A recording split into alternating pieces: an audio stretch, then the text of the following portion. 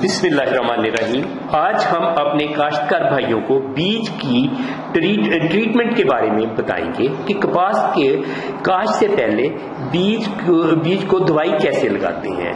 सबसे पहले तो मैं आपको ये बताऊं कि इसके लिए हिफाजती तदाबीर इख्तियार करनी चाहिए।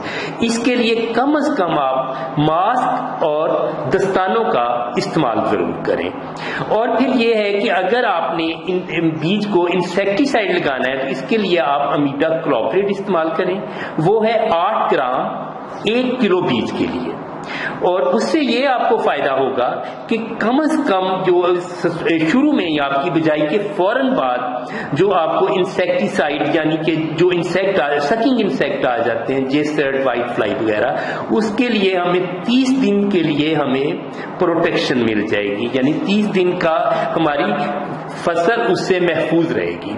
और दूसरा ये है कि आप ह्यूमरे इस्तेमाल कर सकते हैं।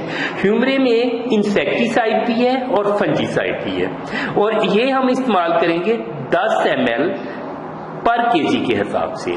और इसका ये फायदा है कि ह्यूमरे अगर आपकी साइल का टेम्परेचर कम है, यानी कि हमारी जमीनी टेम्परेचर जो है वो 18 दर्जा सेंटीग्रेड से ज्यादा होना चाहिए।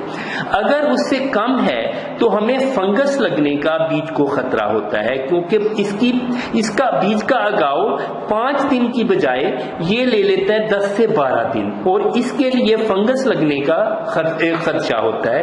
इसके लिए बेहतर है कि आप फंजीसाइड प्लस इंसेक्टिसाइड लगाएं।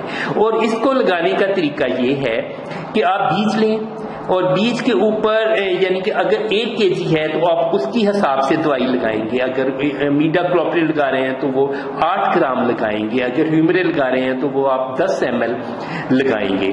और उसके बाद आप फिर उस पर हल्का सा पानी का स्प्रे करके उनको करें, मिक्स कर दें। जब अच्छी तरह दवाई लग जाए तो उसके बाद आपने इसको ये करना है कि इसको आपने खुश्क करने के लिए सीमेंटेड फर्श पे या अखबार बिछा के उस पे करना है। और आपने ख्याल ये रखना है कि शेड में करना है, ये धूप की रोशनी में इसको नहीं करना।